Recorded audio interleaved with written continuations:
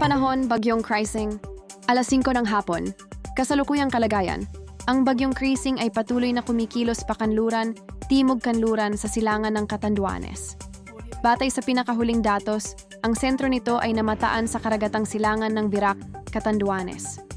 May taglay itong lakas ng hanging umaabot sa antas na bahagyang malakas at may kaakibat na pagbugsong hangin. Ang lugar sa paligid ng sentro nito ay may lawak ng hangin na umaabot hanggang ilang daang kilometro. Intensidad at galaw ng bagyo.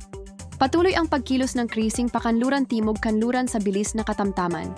Hindi pa ito nagpapakita ng matinding pagbilis o paghina sa lakas, ngunit patuloy ang monitoring sa mga galaw nito. Ang pagkilos nito ay maaring makaapekto sa mga lugar sa Hilaga at silangang bahagi ng Luzon sa susunod na mga oras o araw. Wala pang babala ng malakas na hangin sa ngayon. Sa kasalukuyan, walang nakataas na babala ng malakas na hangin o tropical cyclone wind signal sa alinmang bahagi ng bansa. Gayunpaman, pinapayuhan ang publiko na magbantay sa posibilidad na magtaas ng signal number 1 sa ilang bahagi ng lambak ng Cagayan mamayang gabi o bukas ng madaling araw. Posible rin itong itaas sa Catanduanes kung magpapatuloy ang kasalukuyang galaw ng bagyo o lalawak pa ang nasasakupan ng hanging dala nito.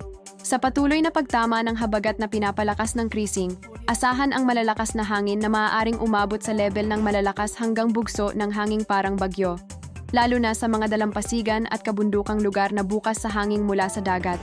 Pangmatagalang tingin sa mga apektadong lugar ng hangin.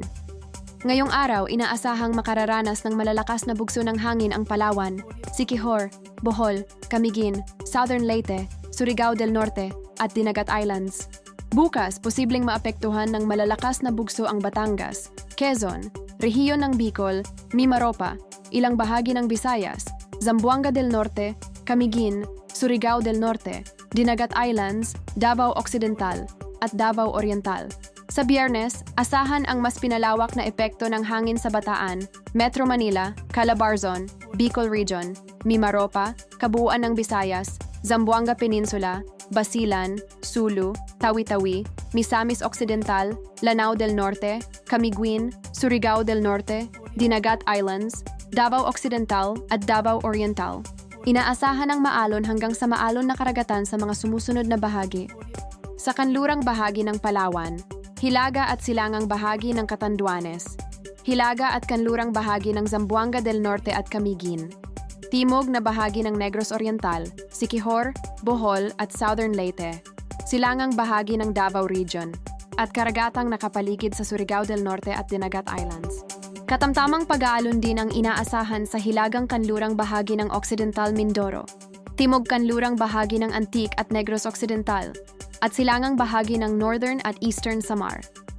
Yan po ang ulat ngayong araw. Mag-ingat po tayong lahat.